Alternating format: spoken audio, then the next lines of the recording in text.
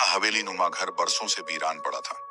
लोगों का कहना था कि वहां एक भूतनी का वास था जो आधी रात को रोती और किसी खोए हुए प्यार को पुकारती।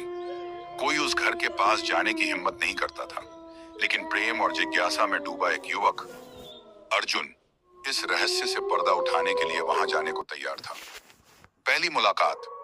अर्जुन एक पढ़ा लिखा युवक था जो अंधविश्वास में विश्वास नहीं करता था। गांव के बुजुर्गों की बातें सुनकर वह और भी अधिक उस हवेली की सच्चाई जानने को उत्सुक हो गया।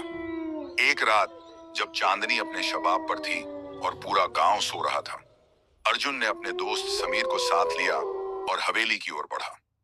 दरवाजे पर पहुंचते ही एक ठंडी हवा का झोंका आया। नाचो में तस्की स्टैब बताया ना, मानो किसी ने दरवाजा खोलने से मना किया हो। अर्जुन ने समीर की ओर देखा। वह डर के मारे कांप रहा था। अगर डर लग रहा है तो तुम वापस चले जाओ, अर्जुन ने कहा और दरवाजा खोला। हवेली अंदर से धूल और जाले से भरी थी। दीवारों पर समय की मार साफ नजर आ रही थी, लेकिन सबसे अजीब बात यह थी कि अंदर से किसी के सुबकने की आवाज आ रही थी। अर्जुन ने धीरे धीरे आगे बढ़ते हुए पूछा, कौन है वहां? एक धीमी आवाज आई, तुम कौन हो? अर्जुन का दिल तेजी से धड़कने लगा, लेकिन वह हिम्मत जुटाकर बोला, मैं अर्जुन हूं। मैं इस हवेली के बारे में सुनकर यहाँ आया हूं। तुम कौन हो? तभी सामने हल्की रोशनी में एक सफेद साड़ी पहने लड़की प्रकट हुई। उसके चेहरे पर दर्द और विरह की छाया थी। वह बहुत खूबसूरत थी, लेकिन उसकी आंखों में उदासी थी। मेरा नाम माधवी है, उसने धीमे स्वर में कहा। माधवी की अधूरी कहानी। अर्जुन ने माधवी से पूछा, तुम यहाँ अकेली क्यों हो? माधवी ने आह भरते हुए कहा, दुखद प्रेम कहानी है जो कभी पूरी नहीं हो पाई। मैं और मेरे प्रेमी वीरेंद्र एक दूसरे से बहुत प्यार करते थे। हम शादी करना चाहते थे, लेकिन मेरे पिता हमारे प्रेम के खिलाफ थे। उन्होंने मेरी शादी एक अमीर जमींदार के बेटे से तय कर दी। जब मैंने इस रिश्ते से इनकार किया तो उन्होंने मुझे इस हवेली में कैद कर दिया।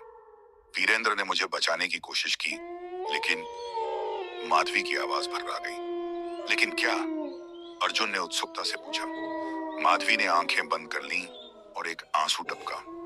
मेरे पिता ने मेरी हत्या करवा दी। मैं वीरेंद्र से मिल भी नहीं पाई।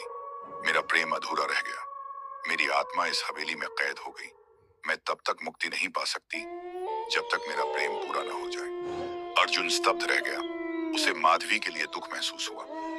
अर्जुन का फैसला। अर्जुन ने मन में ठान लिया कि वह माधवी की आत्मा को शांति दिलाएगा। उसने वीरेंद्र के बारे में पता लगाने की कोशिश की। गांव के पुराने बुजुर्गों से पता चला कि वीरेंद्र इस घटना के बाद पागल हो गया था और उसे गांव से निकाल दिया गया था।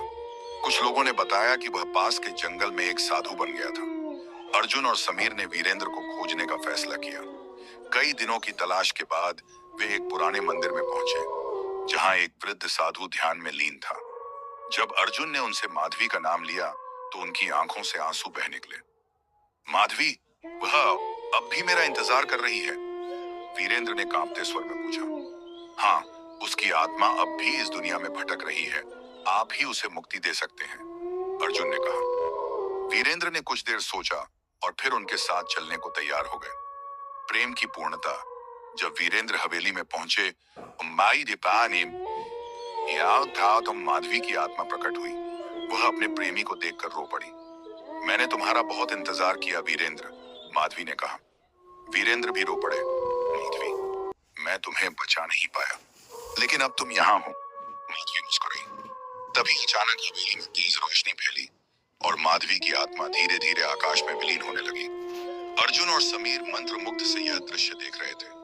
माधवी की आत्मा मुक्त हो गई थी और वीरेंद्र ने संतोष की सांस ली। अब मैं भी अपनी आखिरी सांस ले सकता हूँ, वीरेंद्र ने कहा, और धीरे धीरे उनकी आंखें बंद हो गईं। वे माधवी के पास जाने के लिए संसार छोड़ चुके थे। समाप्ति। अर्जुन और समीर ने देखा कि हवेली अब पहले जैसी डरावनी नहीं लग रही थी।